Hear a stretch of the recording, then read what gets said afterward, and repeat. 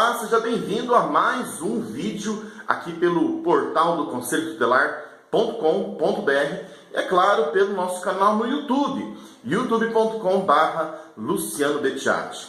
E aí, vamos conversar sobre a baleia azul? Olha, de cara, quero dizer que tratar do tema baleia azul não estava na minha lista de temas que em algum momento nós vamos transformar em vídeos aqui para o portal do Conselho Tutelar.com.br. Mas este é o assunto. Nas últimas semanas, nos mais de 130 grupos de WhatsApp que eu participo e também nos 4 perfis do Facebook que pertencem ao portal. E aí, nesse último domingo, dia 23 de abril, eu parei para contar. E foram exatamente 87 pedidos de informação, pedidos de ajuda de conselheiros tutelares em todo o Brasil, questionando como agir nos casos onde há suspeita de que meninos e meninas estão envolvidos com a prática dos 50 desafios da baleia azul. Olha, de cara também quero dizer que é um assunto muito complexo, um tanto delicado, para ser tratado por um leigo como eu, porque eu sou só apenas um apaixonado pelos direitos humanos de crianças e adolescentes. Eu não tenho nenhuma experiência na área da psicologia ou da psiquiatria. Porém, é preciso orientar os conselheiros tutelares como agir diante da suspeita de que meninos e meninas, repito, estão envolvidos com o tal do jogo da baleia azul. Antes de continuar, eu tenho que fazer uma observação. Percebo eu que um problema que estava lá na Rússia foi trazido para o Brasil pela mídia, pela grande mídia, a partir de uma reportagem de um grande canal que aí repercutiu em todo o território nacional, e as redes sociais trataram aí de difundir e divulgar, dando inclusive detalhes, trazendo a lista das 50 tarefas do tal do jogo da baleia azul. Eu penso que a grande divulgação ficou por conta das redes sociais, o que é lamentável. Mas, Luciano, e aí? Qual é a atitude, quais são as ações, quais são as medidas e os encaminhamentos, as requisições que devem ser feitas pelo Conselho Tutelar quando houver suspeita de crianças e adolescentes envolvidas com o jogo da baleia azul? Vamos refletir um pouco sobre isso? Vamos lá!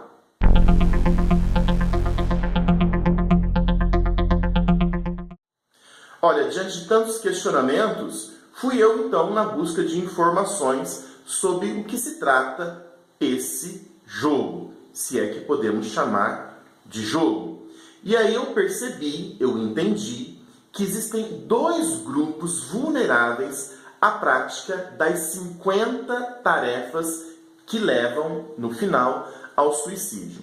O primeiro grupo, provavelmente, na minha percepção, é o menor grupo, que são aqueles meninos e meninas, jovens e talvez até adultos, que já trazem em si um quadro de depressão muito forte, aonde já houve inclusive sinais de tentativa de suicídio, de mutilação do próprio corpo.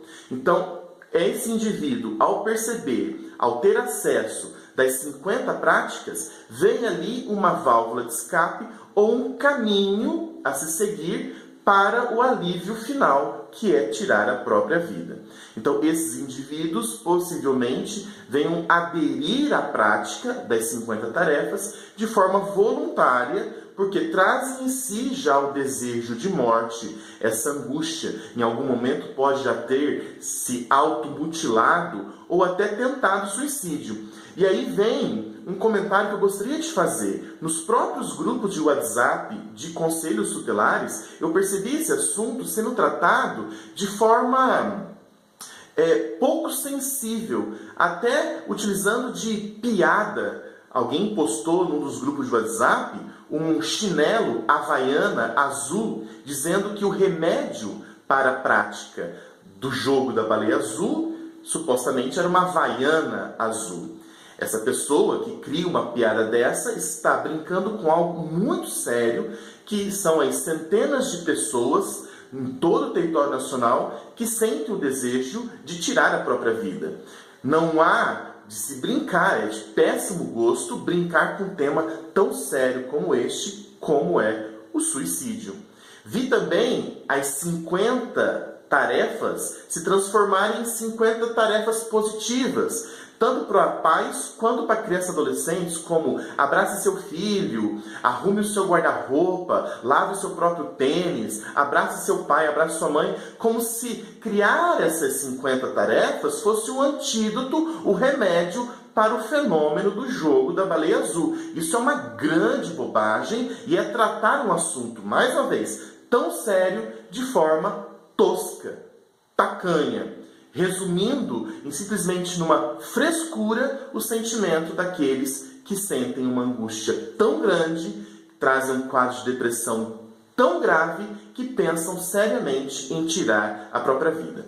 E é preciso esclarecer outra coisa. A prática da automutilação e da tentativa de suicídio não é uma coisa nova. Sempre aconteceu, está acontecendo agora e continuará acontecendo, mesmo quando essa história da baleia azul terminar. Porque existe um fenômeno, e sempre existiu, de pessoas que trazem em si essa tendência, esse desejo de morte. Esse é o primeiro grupo, e eu penso que é o grupo menor. E aí, Luciano, o que fazer nesses casos? Vou contar para você, mas eu também quero dizer qual é o segundo grupo. E eu penso que esse é o segundo grupo, é o maior, que são aqueles meninos e meninas, jovens e, por que não dizer, adultos, que são inseridos no jogo por ameaça.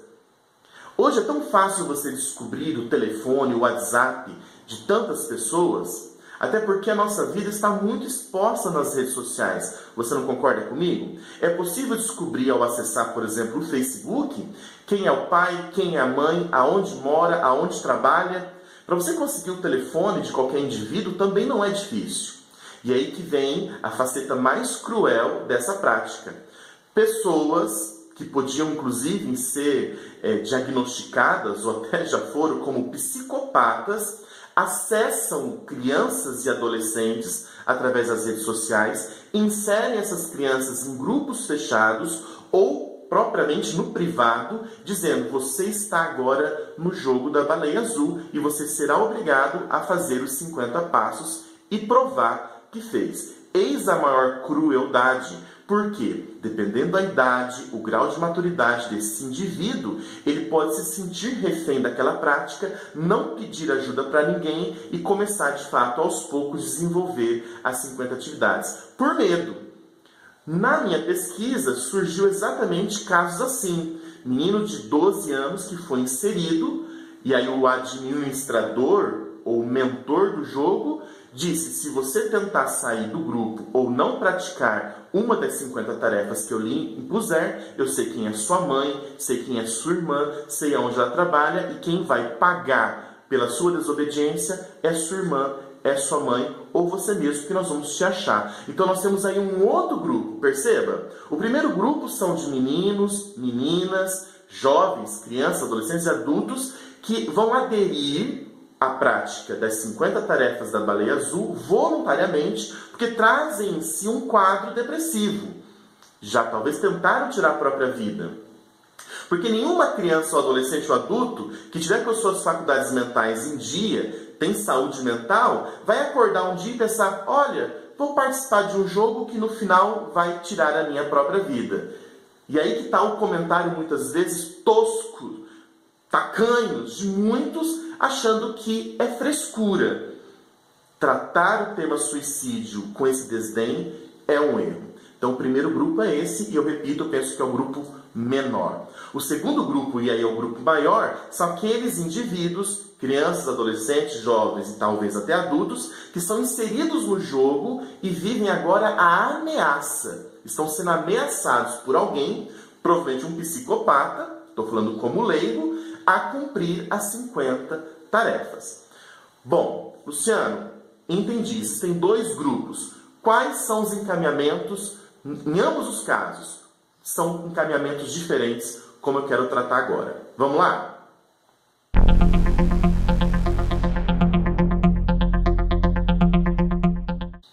Bom, Luciano, o que fazer? Bom, como eu acabei de dizer, são dois grupos distintos, dois fenômenos diferentes. Então, os encaminhamentos também são distintos. Vamos tratar do primeiro grupo, aqueles meninos e meninas, crianças e adolescentes, que já trazem em si um quadro depressivo grave, onde talvez já até apresentaram a automutilação, a tentativa de suicídio. Luciano, temos casos assim no nosso município. O professor percebeu, o pai e a mãe percebeu quais são os encaminhamentos. Então agora vamos esquecer a baleia azul.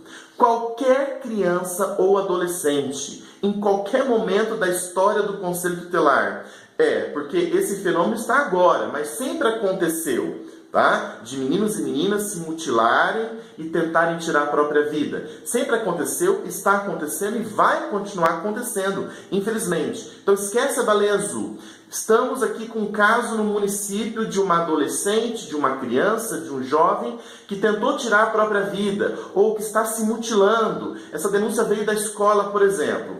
Quais são os encaminhamentos? Bom, sempre vamos olhar para o artigo 136, em especial para os 3 primeiros incisos. O Conselho Tutelar atende crianças e adolescentes quando houver ameaça ou violação de direitos, não é? Depois que ele atende criança e adolescente, ele vai atender os pais ou o responsável. E a terceira coisa é a aplicação de medidas. É uma sequência que nós vamos nos ater sempre a essa sequência. Primeiro, a identificação do direito violado conforme o artigo 98. E aí, qual é o direito violado dessa criança ou desse adolescente que está se mutilando, que está se ferindo? E aqui é importante fazer um alerta. Nem sempre é tão simples identificar quais são os direitos violados e quem é o violador do direito. Claro que neste caso, o direito é o direito à vida, o direito à saúde. Agora, quem seria o violador do direito? Quem já me viu falar pessoalmente sabe que eu sou radicalmente contra colocar nas costas da criança e do adolescente aquela interpretação que o próprio Estatuto traz no artigo 98, inciso 3º, de que é a criança ou adolescente violando o próprio direito. Até porque o quadro depressivo, essa tentativa de suicídio, de automutilação, pode não ter como fonte sofrer algum tipo de violência doméstica, por exemplo. Sabemos que uma criança vítima de violência sexual pode desenvolver esse temperamento, esse comportamento da automutilação, por exemplo.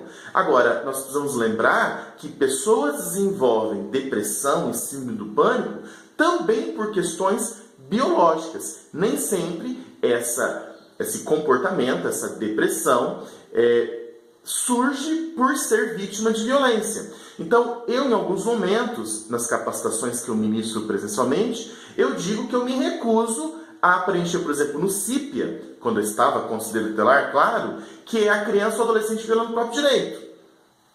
Tá, Luciano, temos uma criança aqui tentando tirar a própria vida, se mutilando com esse comportamento depressivo muito grave. Quais são os encaminhamentos? Bom, vamos continuar na sequência, Vamos identificar qual que é o direito violado. Vida e saúde.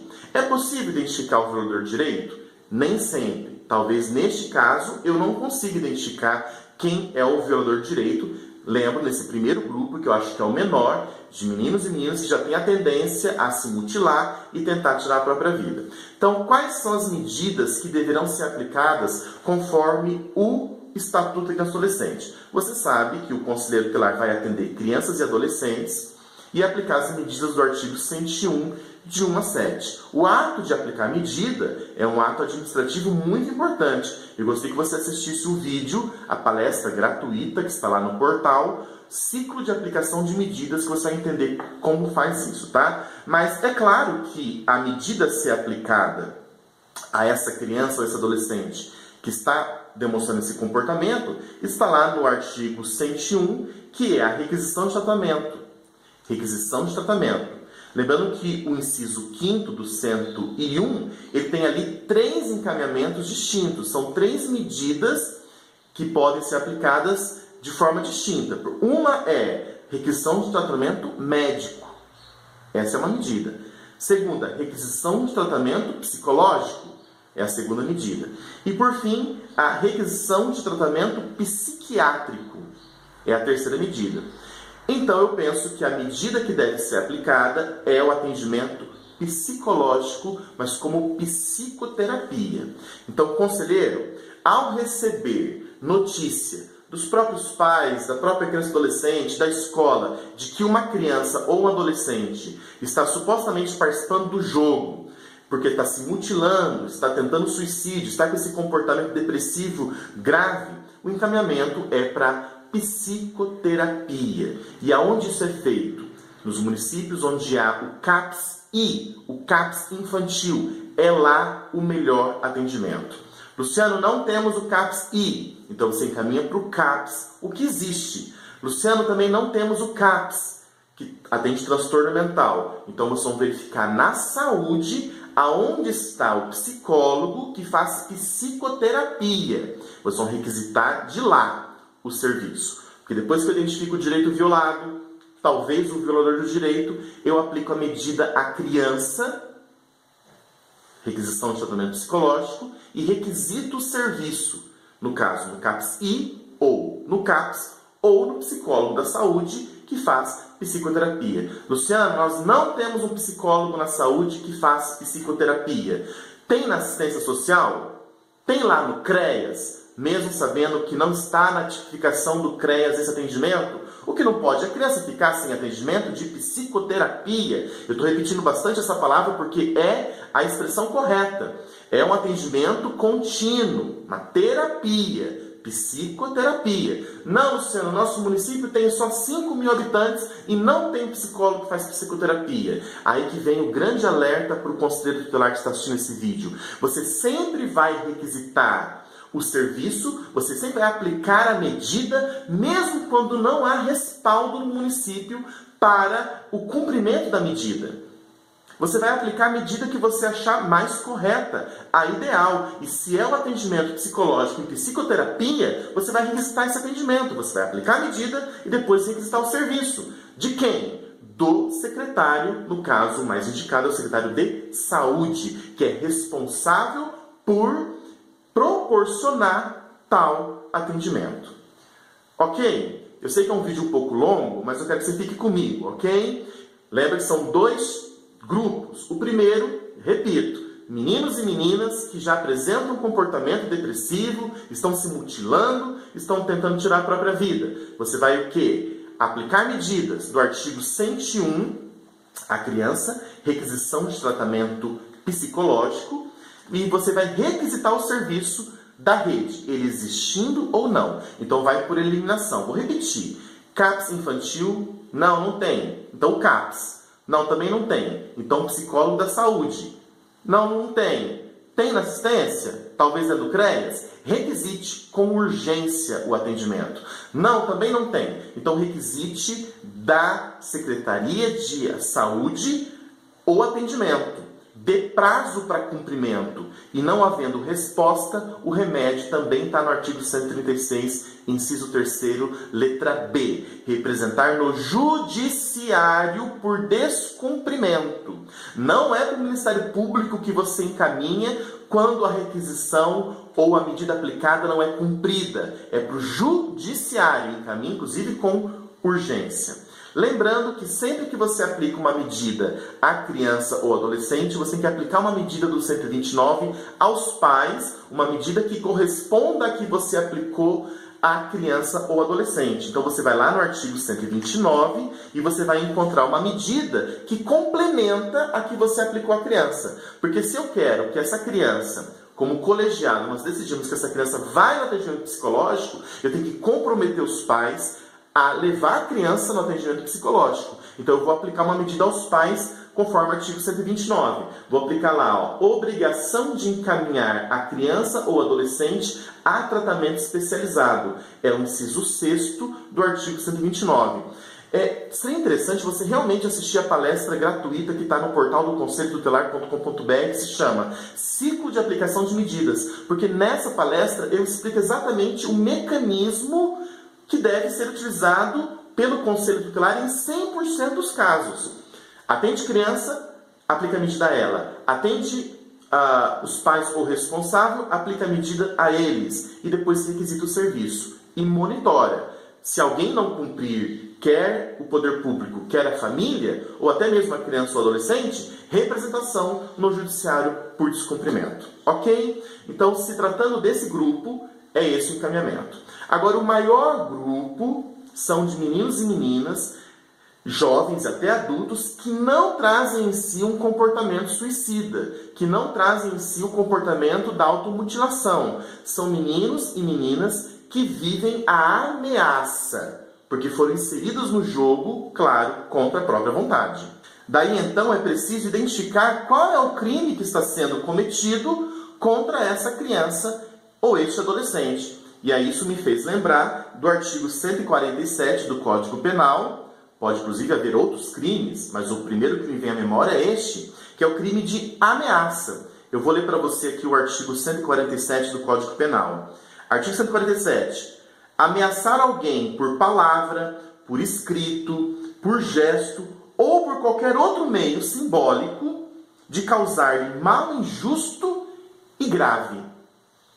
Porque parece que essa a prática. São inseridos no jogo, e como eu disse há pouco, conhece-se, inclusive, a rotina dessas crianças e adolescentes, porque nas redes sociais você consegue identificar onde estuda, quem é o pai, quem é a mãe, repito. Então essa pessoa se coloca como aquele, olha, eu causarei um mal à sua mãe, eu matarei a sua irmã, olha, eu sei onde você mora, eu sei onde você estuda, se você não cumprir as tarefas, bom, então de início eu vejo aqui o crime de ameaça. Então, se há cometimento de crime contra crianças e adolescentes ou contra qualquer pessoa, o destino dessa notícia é a polícia. Então, veja que é um outro encaminhamento.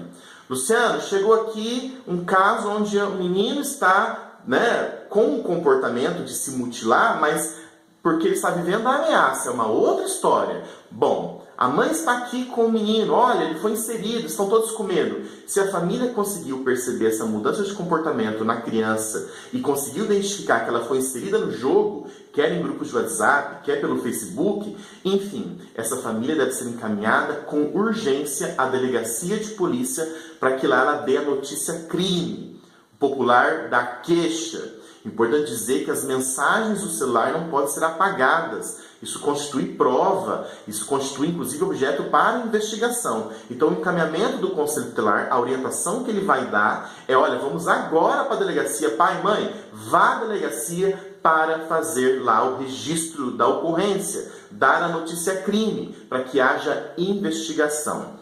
Eu penso prudente também o Conselho fazer a anotação do atendimento e enviar um pedido de providência, uma provocação ao Ministério Público. Essas duas informações vão se juntar lá no Ministério Público e aí toda a investigação, a partir do inquérito, vai acontecer. Então são dois encaminhamentos diferentes. Se a criança apresenta já um comportamento depressivo, está se mutilando, atendimento à saúde mental, atendimento psicológico em psicoterapia. Não, Luciano, parece que não é o caso. Então, delegacia de polícia, porque essa criança, esse adolescente, talvez está vivendo a ameaça. Oriente, aconselhe os pais a ir para a delegacia urgente, não deixar isso para lá. Porque, de fato, essa pessoa pode ser do próprio município, de fato conhecer a rotina e ser um psicopata que vai atrás da criança. Não podemos fazer um alarde, mas isso é possível. Então, esse é o encaminhamento mais correto. Olha, é um assunto um tanto extenso, muito complexo, e o objetivo do vídeo é indicar os dois caminhos e a diferença dos dois públicos que estão aí suscetíveis, estão aí vulneráveis a essa prática terrível, que é a tal da baleia azul. Repito, esse fenômeno sempre aconteceu e precisa ser combatido. Meninos e meninas que trazem em si o desejo de morte, por isso se mutilam. Esse desejo, repito de novo, pode nascer de violência sofrida, violência doméstica, por exemplo, ou não. É preciso olhar mais para crianças e adolescentes. Conselheiro, atue sempre em colegiado. Nunca decida sozinho. Ouça os parceiros. Debrucem sobre o caso. Leiam, reflitam, busquem informação para que vocês possam dar um encaminhamento, aplicar a medida mais adequada e requisitar o serviço correto. Olha, espero ter ajudado minimamente com esse vídeo, que eu repito, não estava nos meus planos gravar, mas diante de tantos questionamentos, quis mostrar que o fenômeno divide-se em dois e quais são os encaminhamentos. No mais, quero muito que você se inscreva no nosso canal no YouTube, youtube.com/lucianobecciati, que você me siga nas redes sociais e que, em especial, você assuma, considere o telar que está me assistindo, o zelamento pelo cumprimento dos direitos humanos de crianças e adolescentes. Ok? Até o próximo vídeo. Tchau!